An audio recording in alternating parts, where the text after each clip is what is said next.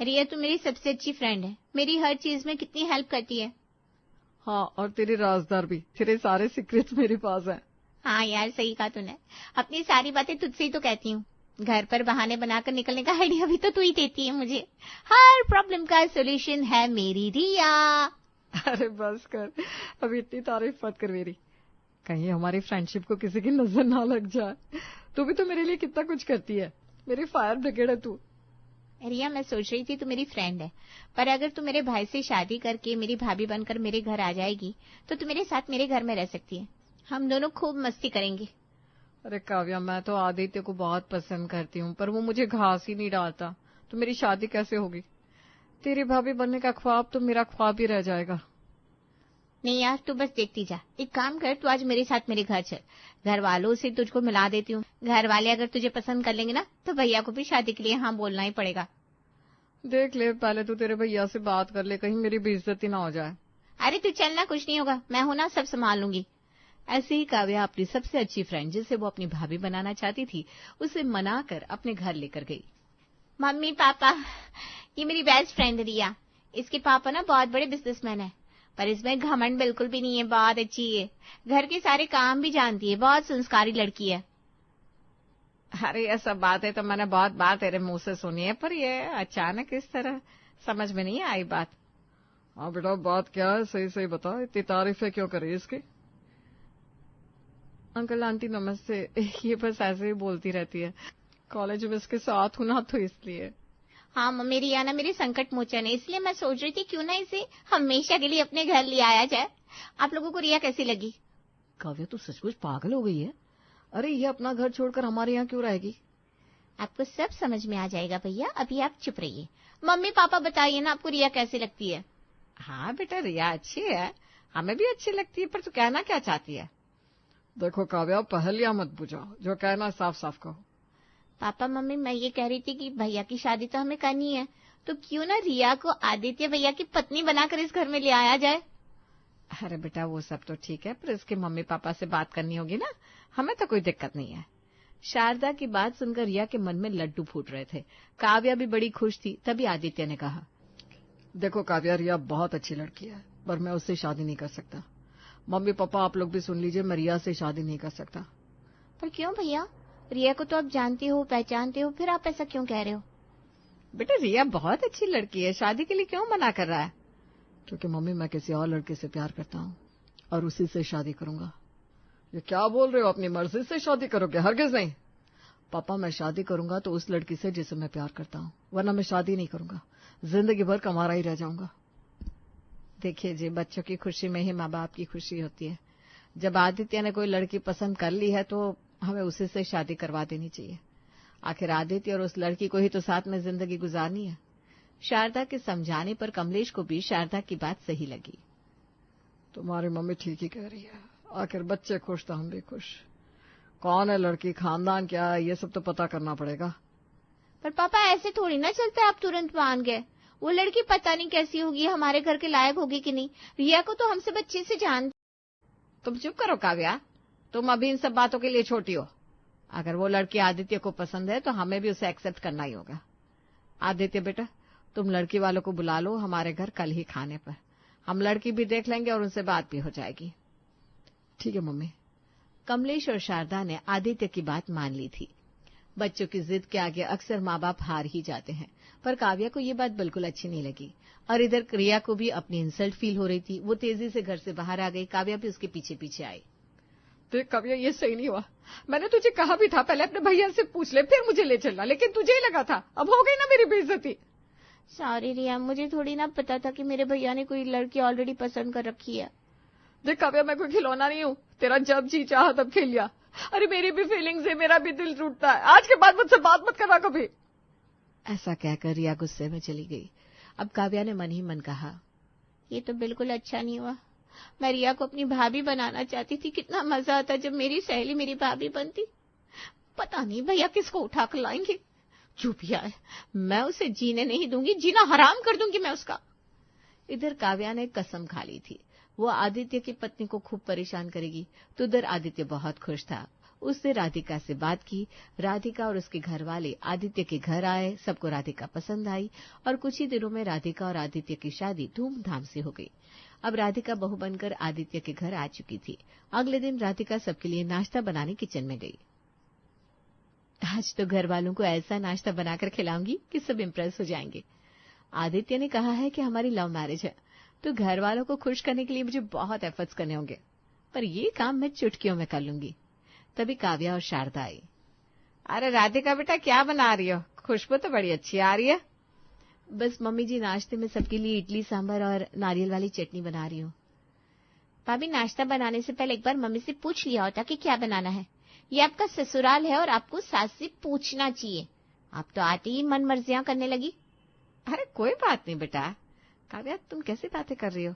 राधिका हम सबके लिए नाश्ता ही तो बना रही है। राधिका बेटा, तुम बनाओ, मैं तब तक मंदिर हो आती हूँ। जी ठीक है मम्मी जी। काव्या बेटा, जरा भाभी की हेल्प कर देना। आज उसका रसोई में पहला दिन है, तो कौन सी चीज कहाँ पड़ी है उसे पता नहीं होगा, तुम बता देना। हाँ मम्मी, आप बिल्कुल फिक्र मत करो, आराम से मंदिर जाओ। मैं हूं ना, मैं देख लूंगी भाभी को, मतलब भाभी की हेल्प कर दूंगी। शारदा मंदिर चली गई। शारदा के जाने के बाद काव्या ने कहा, भाभी आप पहले भैया को चाय दे आइए। वो क्या है ना, भैया बिना चाय के उठते नहीं है। तब तक मैं यहाँ किचन संभालूंगी। अरे रहने दीजिए ना दीदी, आपके भैया को चाय आप दे आइए, मैं कर लूंगी। वैसे भी सांभर में बस तड़का लगाना है और इडली बनानी है, चटनी वगैरह तो मैंने बना ली है। ओहो भाभी, अब मेरे सामने इतना दिखावा करने की जरूरत नहीं है। आप लोगों की नई नई शादी हुई है, अभी आप लोगों को एक दूसरे के साथ थोड़ा टाइम स्पेंड करना चाहिए। छोटी छोटी चीजें एक दूसरे के बारे में जाननी चाहिए। ओके पापा, मैं आपके भैया को चाय देकर आती हूँ, बस अभी 5 मिनट में आई। आराम से चाहिए भाभी, कोई हड़बड़ी नहीं है, देख लूंगी मैं। काव्या ने राधिका को चाय के बहाने भेज दिया। अब आएगा ना मजा। अब मैं जल्दी से किचन बिखरा देती हूँ और सांबर में थोड़ा एक्स्ट्रा मसाला कर देती हूँ। राधिका भाभी आएगी तो उन्हें किचन साफ करने में लगा दूंगी। नाश्ता मैं सर्व कर दूंगी।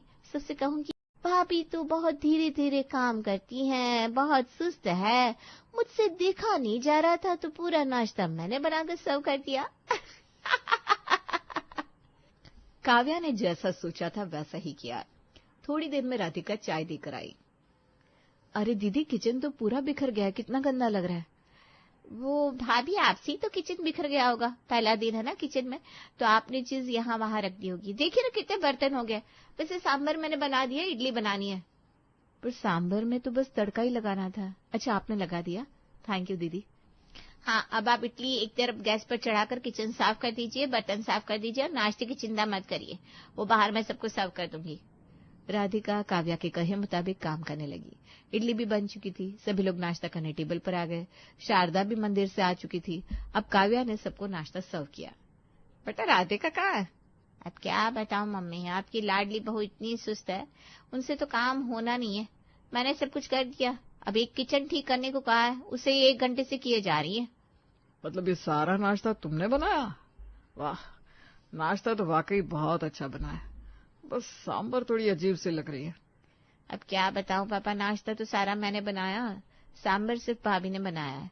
कहती है मैंने तो बस मम्मी जी को दिखाने के लिए कह दिया कि मैं नाश्ता में ये सब बनाऊंगी, पर मुझे नहीं आता बनाना। अरे पर जब वो चाय देने आई तो उसने कहा था ऑलमोस्ट नाश्ता मैंने बना दिया है। हाय भैया, कितनी झूठी है भाभी। वो तो बाहर से ऑर्डर कर रही थी, मैंने मना किया, सारा नाश्ता मैंने बनाया, अब क्रेडिट उन्होंने ले लिया। राधिका, जरा इधर तो आ। जी मम्मी जी। राधिका, देखो हमारे यहाँ ऐसा नहीं चलेगा। तुम्हारी माँ ने यही सिखा कर भेजा है क्या, जो आते ही अपने रंग दिखाने शुरू कर दिए? ये तुम्हारा मायका नहीं है, यहाँ हमारे हिसाब से चलना होगा, समझी? पर मैं समझी नहीं, मैंने क्या किया? अब इतनी भोली मत बनो, हमें सब पता है तुमने क्या किया क्या नहीं किया। यहाँ अपने तौर तरीके मत अपनाओ, समझे? जाओ जाकर काम करो अब। राधिका किचन में गई और रोने लगी। उसे समझ में नहीं आ रहा था कि हुआ क्या है। देखो तो हमारी बेटी कितनी फुर्तीली है, चुस्त है। अरे क्या राधिका, पता नहीं आदित्य को कैसे पसंद आ गई, बिल्कुल आलसी और सुस्त। इसी तरह सारा क्रेडिट काव्या ने ले लिया था। सबकी नजरों में वो भली और राधिका बुरी बन गई थी।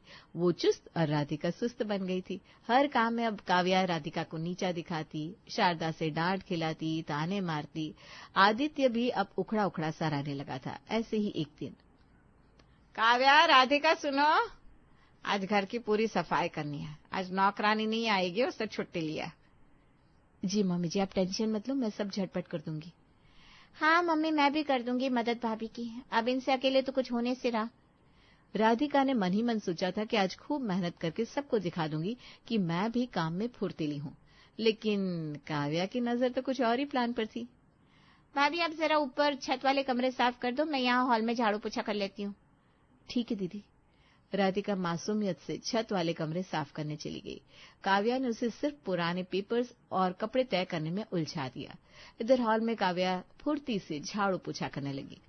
थोड़ा जोर जोर से बीच बीच में आवाज भी करती थी ताकि सबको दिखे कि वो कितना काम कर रही है। वाह काव्या बेटा, कितनी जल्दी साफ कर दिया तुमने हॉल को, चमक रहा है सब। अरे मम्मी, अगर मैं नहीं करती तो पता नहीं भाभी कब तक करती। वो तो छत पर बैठी अभी तक कपड़े तय कर रही है, छोटे छोटे काम में भी घंटों लगा देती है। सही कह रही हो, भाभी को चुस्त रहना चाहिए और ये अभी तक फिजूल के कामों में लगी है। अरे छत वाले कमरे तो वैसे भी महीने में एक ही बार साफ होते, वहां कौन रहता है। मैंने तो भाभी को समझाया भी पापा, पर वो मानी नहीं। काम चोरी के ना हजारों बहाने होते हैं। इतने में राधिका छत से आई। राधिका बेटा, तुम्हारे होते तुम्हारी ननद इतना काम कर रही है। अरे काम में चुस्ती चाहिए, इतनी देर से छत में लगी हो, इधर काव्या ने सारा घर चमका दिया। हाँ राधिका, तुम्हें टाइम मैनेज करना सीखना होगा। सिर्फ छोटे छोटे काम में घंटे लगा दोगी तो घर कैसे चलेगा। जी कोशिश करूंगी आगे से जल्दी कर लूं। राधिका का चेहरा उतर गया। काव्या के मन में खुशी थी कि उसकी चाल फिर से सफल हो गई। अब सबकी नजर में वही चुस्त और फुर्तीली थी। अब राधिका सुस्त बनकर रह गई। राधिका उदास सी बालकनी में जाकर खड़ी हो गई। तभी उसने काव्या की आवाज सुनी। वो किसी से फोन पर कह रही थी। अरे यार देख, मैंने उस राधिका की क्या हालत बना दी है। घर वालों की नजर में अब उसकी कोई इज्जत बची नहीं है। यहाँ तक कि अब तो भैया भी उसे घास नहीं डालते। अरे तू बस देखती जा, 1 महीने के अंदर अंदर कैसे इसे घर से बाहर निकलवाती हूँ। फिर तुझे ही तो लाऊंगी अपनी भाभी बनाकर। ओ, तो ये सब चल रहा है।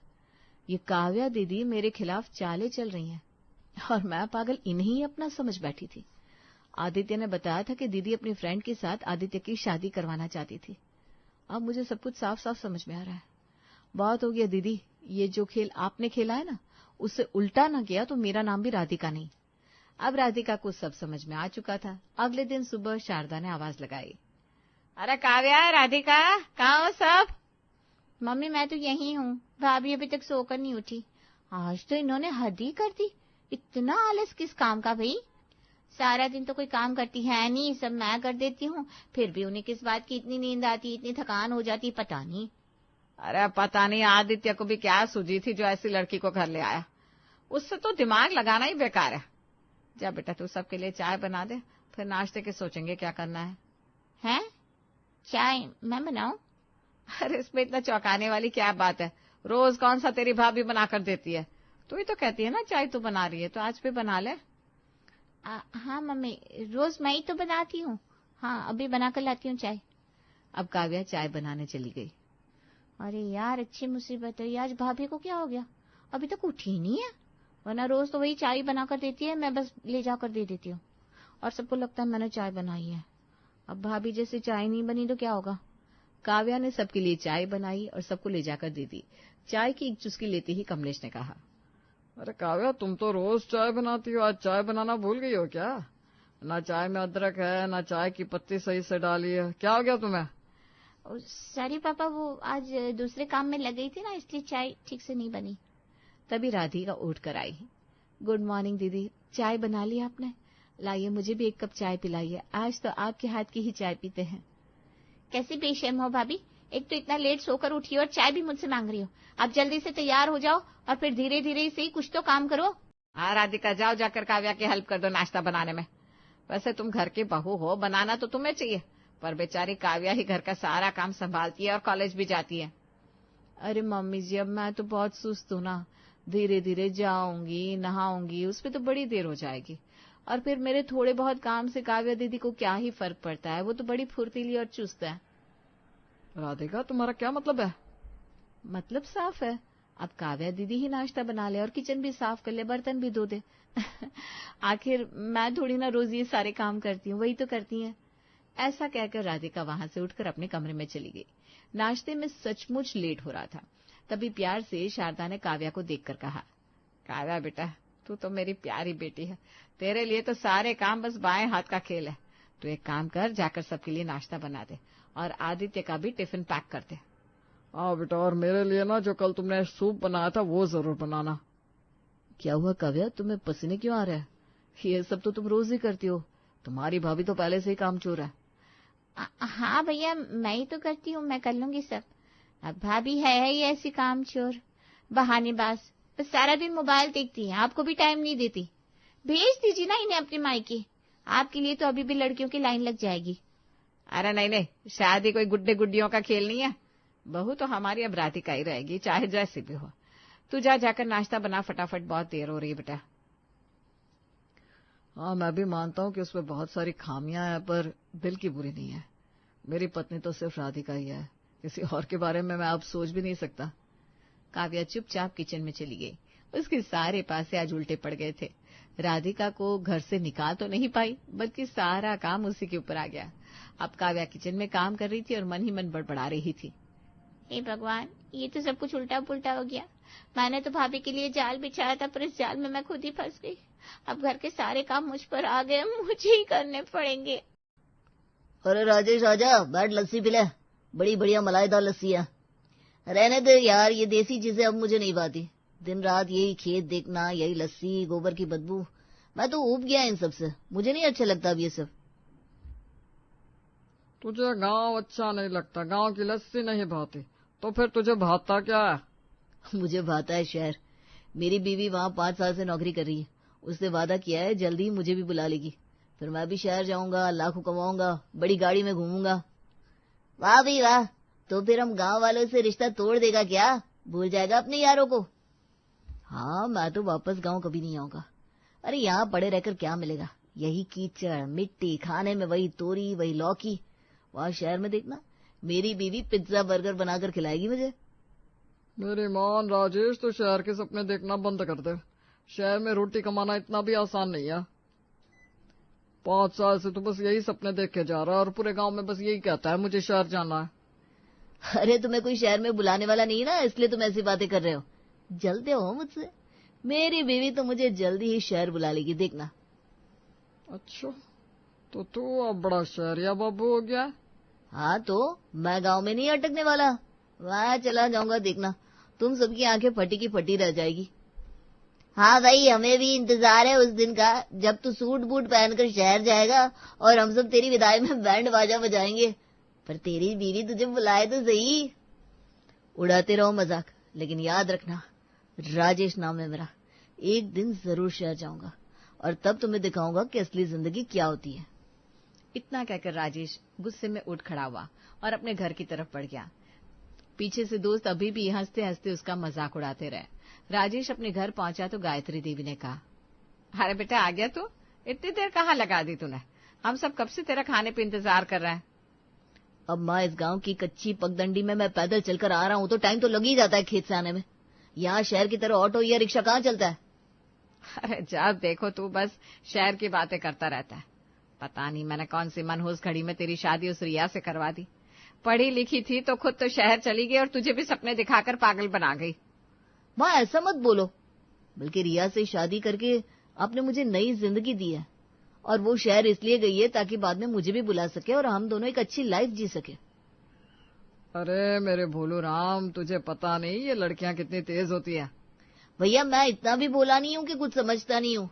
मुझे पता है मेरी रिया का प्रेम सच्चा है, वो मुझे जरूर बुला लेगी। परसों ही उसने मुझे कहा वो मुझे लाख रुपए की नौकरी लगवाएगी थोड़े टाइम बाद। ओहो, तो वो वहां से भी तुझे उल्टे सीधे सपने दिखाती है। तुझे अभी भी समझ में नहीं आया। चल कोई बात नहीं। तभी उर्मिला ने आवाज दी, मैंने खाना लगा दिया है, सब कोई बैठकर खाना खा लीजिए। उर्मिला की आवाज सुनकर सभी खाना खाने चले गए। उर्मिला ने सबके लिए थाली लगा दी थी और अब सभी खाना खाने बैठ गए।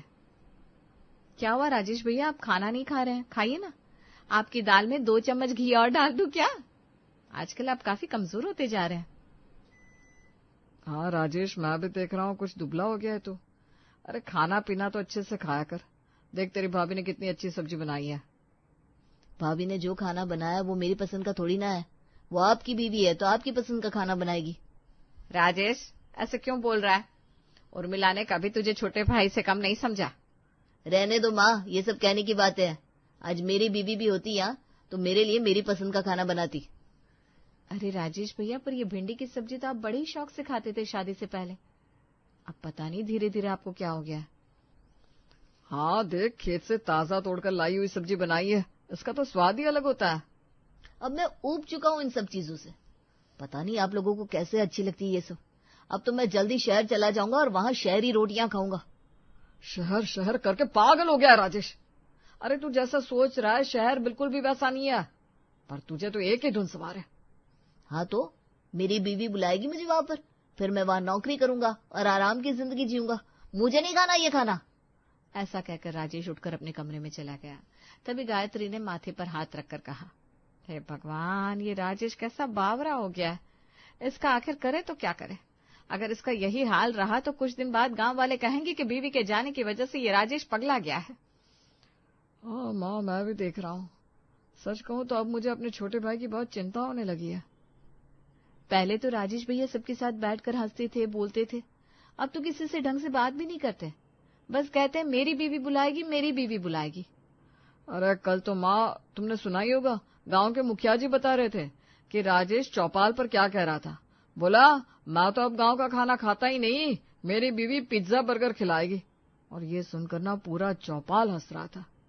हे भगवान, हमारी इज्जत भी ले डूबेगा। प्रेम, कुछ तो करना पड़ेगा। 5 साल हो गए रिया को शहर गए हुए, ना कोई चिट्ठी ना कोई खैर खबर। कभी कभी राजेश फोन कर लेता है तो 2-4 मिनट बात कर लेती है, वरना हमसे तो कभी पूछती भी नहीं। हाँ माँ जी, अब सच कह रही हो। रिया ने तो कभी भी ढंग से बात नहीं की। ऐसे में वो राजेश भैया को क्या बुलाएगी? यही तो बात है माँ, राजेश सपनों में जी रहा है और असलियत देखना ही नहीं चाहता। अब अगर हमने इसे रोका तो और बिगड़ जाएगा, लेकिन अगर खुद उसकी आंखों से पर्दा हटेगा तब शायद इसे समझ में आए। तो क्या सोच रहे हो प्रेम? मैं सोच रहा हूँ राजेश को अपने साथ शहर ले जाऊं। वैसे भी मुझे काम से जाना है, वहां जाकर इसकी रिया से मुलाकात करवा दूं। अगर रिया ने इसे अपनाया तो ठीक है, नहीं तो कम से कम सच तो सामने आएगा। हाँ जी, यही सही रहेगा, वरना राजेश भैया तो दिन ब दिन और बावरा होते जाएंगे। पर बेटा, अगर वहां जाकर रिया ने इसे कुछ कहा तो? माँ फिर तो अच्छा ही होगा, जितनी जल्दी सच सामने आया उतना बेहतर, वरना राजेश पूरे गांव में मजाक बनता रहेगा। ठीक है बेटा, मुझे भी अब यही सही लगता है, ले जा इसे शहर। ये तय करके प्रेम राजेश के कमरे में पहुंचा। राजेश खिड़की के पास बैठा शहर की तस्वीरों वाला एक पुराना कैलेंडर देख रहा था। क्या राजेश, अभी से ख्वाबों में शहर घूम रहे हो? हाँ भैया, देखो ना, ये ऊंची ऊंची बिल्डिंग्स, बड़ी बड़ी गाड़ियां, चमचमाती सड़कें। रिया भी यहीं रहती होगी ना? मैं भी जल्दी उसके साथ इन ऊंची बिल्डिंग में रहूंगा। अच्छा, तो तेरा इतना मन है शहर जाने का? हाँ भैया, अब मुझे शहर जाना ही है। मेरा बहुत मन है, मुझे नहीं रहना यहाँ गांव में गंवारों के साथ। अच्छा फिर ठीक है, चल मैं तुझे शहर ले चलता हूँ। वैसे भी मुझे कुछ काम से जाना है, तो मेरे साथ चल और वहां रिया से भी मिल लेना, और अगर वो कहती है तो वहीं रह जाना, नौकरी भी ढूंढ लेना। सच भैया, आप मुझे शहर ले चलोगे? हाँ भैया, चल अब जल्दी जल्दी सामान बांध लो, हम आज ही शहर के लिए निकलेंगे। मैं 2 दिन शहर में ही रहने वाला हूँ। ठीक है भैया, 2 दिन बाद आप अपने गांव लौट आइएगा, मैं तो वहीं रहूंगा। मेरी रिया मुझे लाखों की नौकरी भी दिलवाएगी। देखना, मेरे दिन अब बदलने वाले हैं। ठीक है भाई, चल अब जल्दी से तैयारी कर ले, हम थोड़ी देर में निकल रहे हैं। मैंने ट्रेन की टिकट्स भी बनवाने को कह दी थी बोले से। राजेश की खुशी का ठिकाना न रहा, वो मन ही मन सोच रहा था, आखिरकार मेरा सपना पूरा होने वाला है। अब मैं भी गांव से निकलकर शहर की रोटियां खाने वाला हूँ। सबको दिखाऊंगा शहर की जिंदगी क्या होती है। राजेश सूट बूट लगाकर बिल्कुल तैयार हो गया और कमरे से बाहर आया। तभी उर्मिला ने हंसते हुए उसे देखकर कहा, अरे राजेश भैया, ये क्या पहन लिया? ट्रेन में जाने के लिए कोई ऐसे कपड़े पहनता है क्या? अरे आपको क्या पता भाभी, शहर में ऐसे ही कपड़े पहनते हैं, इसीलिए तो मैंने शहरी कपड़े पहने हैं। भाई मैं भी शहर गई हूँ, पर ऐसे अतरंगी कपड़े तो मैंने नहीं देखे। इसमें आप बिल्कुल जोकर लग रहे हैं। भाभी, बड़े बड़े सब लोग ऐसे ही कपड़े पहनते हैं, आपने कभी देखा नहीं होगा ना, इसलिए आपको अतरंगी लग रहे हैं। मैं तो इन्हीं कपड़ों में शहर जाऊंगा। अच्छा बाबा, आपकी जैसी मर्जी हो वैसे जाइए, मुझे क्या। अब जल्दी से बाहर जाइए, आपके भैया आपका इंतजार कर रहे हैं। अब राजेश ने गायत्री देवी के पैर छुए और प्रेम के साथ निकल गया। लंबा सफर तय करने के बाद आखिरकार ट्रेन शहर के स्टेशन पर आकर राजेश के चेहरे पर चमक थी और रिया से मिलने की खुशी। स्टेशन से बाहर निकलते ही भीड़, ट्रैफिक का शोर और गाड़ियों की रफ्तार देखकर राजेश की आंखें चौंधिया गई। भैया देखो तो सही, क्या बात है शहर की। ऊंची ऊंची बिल्डिंग है, चमचमाती गाड़ियां, यहाँ तो हर कोई स्टाइल में घूम रहा है। सच कहूँ तो अब लग रहा है कि मैं असली दुनिया में आ गया हूँ। हाँ भाई हाँ, शहर की यही तो पहचान है। अच्छा, तूने रिया को बता दिया था ना हम आने वाले हैं? वो आई नहीं हमें लेने? भैया मैंने उसे बताया और वो तो इतनी खुश थी कि कुछ बोल ही नहीं पाई। मेरी रिया यहीं कहीं होगी, जैसे ही मुझे देखेगी दौड़ कर गले लगा लेगी। रुकिए फोन करता हूँ। हाँ भाई हाँ, फोन करके देख आखिर कहाँ है रिया। राजेश ने मोबाइल निकाला और रिया का नंबर डायल किया, पर रिया ने फोन नहीं उठाया। अरे ये फोन क्यों नहीं उठा रही?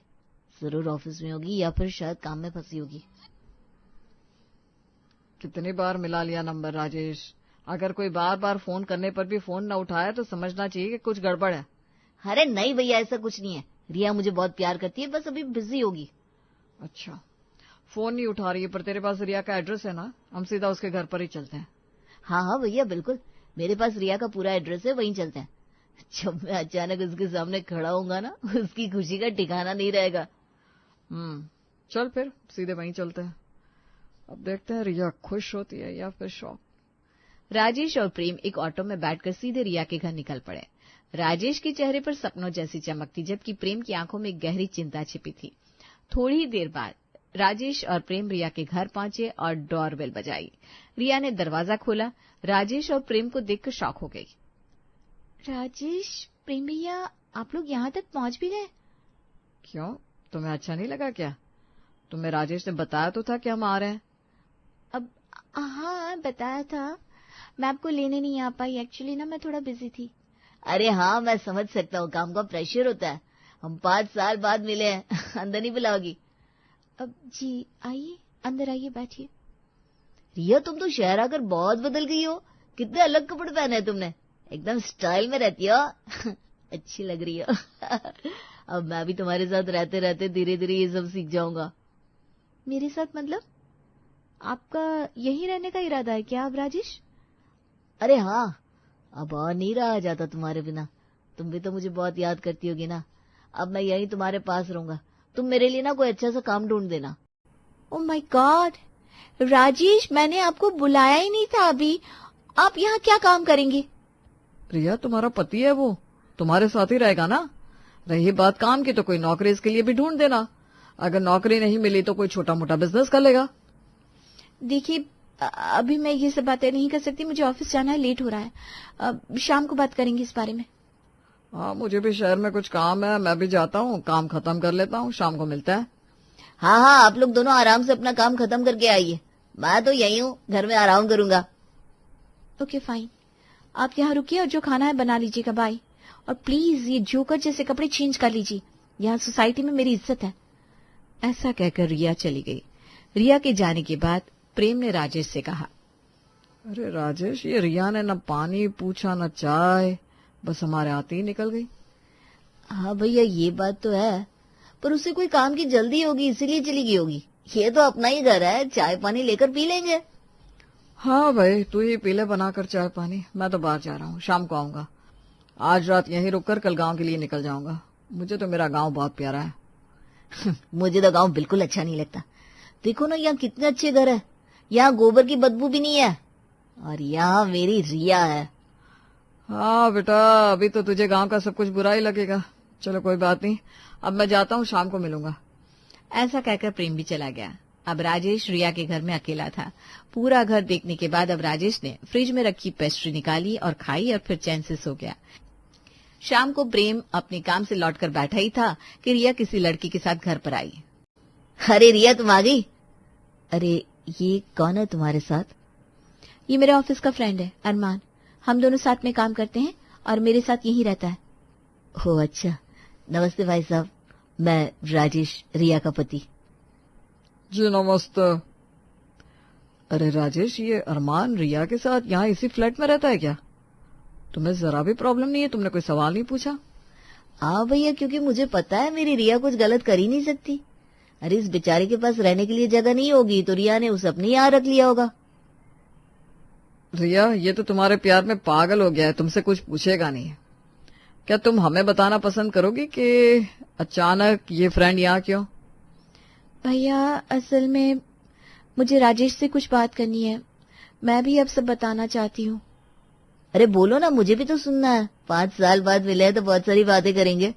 राजेश की बात पर अब रिया ने कुछ नहीं कहा। उसने चुपचाप एक बैग से पेपर निकाला और राजेश के सामने रख दिया। ये लीजिए, इन पर साइन कर दीजिए। ये क्या है? किस चीज के पेपर है? अरे राजेश, ये तो डिवोर्स के पेपर है। डिवोर्स? ये मजाक है ना? इतने साल बाद जब हम मिले तो तुम ये कागज लेकर खड़ी हो। क्या हुआ तुम्हें? तुम मेरे साथ प्रैंक कर रही हो ना? ये मजाक नहीं है राजेश, मुझे सच में आपसे डिवोर्स चाहिए। पर क्यों? अगर तुम्हें अलग होना ही था तो पहले बता देती। 5 साल से मेरे भाई को सपनों में क्यों उलझाए रखा? मैंने कोई सपने नहीं दिखाए भैया। मैंने अपनी जिंदगी अपने हिसाब से जी है, और सच यही कि मैं राजेश के साथ नहीं रह सकती। मैंने तो इन 5 सालों में इन्हें एक बार भी फोन नहीं किया, यही बार बार मुझे कॉल किया करते थे। क्यों रिया, मैं गंवार हूँ? सिर्फ इसलिए तुम मेरे साथ नहीं रह सकते कि मैं गांव का हूँ? हाँ राजेश, यही सच है, तुम गंवार हो। मैं शहर में पढ़ी लिखी हूँ, अच्छी नौकरी करती हूँ। मुझे एक ऐसा पार्टनर चाहिए जो मेरे लेवल का हो, न कि कोई जो गांव से सिर्फ सपने लेकर आया हो। रिया, मैं तुमसे प्यार करता हूँ, मुझे पैसों से लेवल से कोई मतलब नहीं है। मैं तुम्हारे साथ रहना चाहता हूँ। सिर्फ प्यार ही काफी नहीं होता राजेश, और सच कहूँ तो मैं अरमान से प्यार करती हूँ। हम दोनों शादी करना चाहते हैं। राजेश जी, मैं जानता हूँ ये सुनना आपके लिए आसान नहीं है, लेकिन रिया और मेरी जिंदगी का फैसला यही है। तो मतलब 5 साल से मैं बेवकूफ बनता रहा, गांव वालों से लड़ता रहा, भाभी के हाथ के खाने की बुराई करता रहा, बस इस उम्मीद में कि रिया एक दिन मुझे बुलाएगी और तू यहाँ किसी और की होगी। राजेश, अब जब रिया तेरे साथ नहीं रहना चाहती तो तू भी इस रिश्ते को जबरदस्ती मत निभा। साइन कर दे और इसे आजाद कर। प्रेम के कहने पर राजेश ने पेपर्स पर साइन कर दी। रिया ने राजेश के हाथ से पेपर लेते हुए कहा, थैंक यू, अब सब आसान हो जाएगा। वैसे खाना खाकर ही जाना, आखिरी बार साथ बैठकर डिनर कर लेते हैं। अब खाने की कोई जरूरत नहीं है, मेरा पेट तो तुम्हारे इस धोखे से ही भर गया। ये कहकर राजेश उठकर बाहर निकल गया। प्रेम भी बैग उठाकर उसके पीछे चल देता है। बाहर आकर प्रेम राजेश से कहता है, राजेश, ऐसे उदास क्यों होता है भाई? चल अपने गांव चलते हैं, अब अपना घर बसा। भैया, मैं गांव कैसे जाऊं, किस मुंह से जाऊं? मैंने तो सबके सामने कहा रिया मुझे शहर बुलाएगी, मेरे लिए नौकरी दिलवाएगी, मैं शहर की रोटी खाऊंगा। सबके लिए मजाक बन गया भैया मैं। अरे पगले, सुबह का भूला अगर शाम को घर लौट आए तो उसे भूला नहीं कहते। वहां कोई तुझसे सवाल नहीं करेगा। हाँ भैया, अपना गांव बहुत अच्छा है। मुझे भाभी के हाथ की गांव की सब्जी की बहुत याद आ रही है। हाँ, गांव की रोटी और गांव की सब्जियों में ही असली स्वाद है। वही असली जिंदगी है भाई। तू चल मेरे साथ। राजेश आंसू पोंछता है और दोनों भाई चुपचाप स्टेशन की ओर चल पड़ते हैं। कभी गांव को तुच्छ समझने वाला राजेश अब जान गया था कि असली खुशी शहर की रोटी में नहीं, बल्कि गांव की सब्जियों और अपनों के प्यार में है।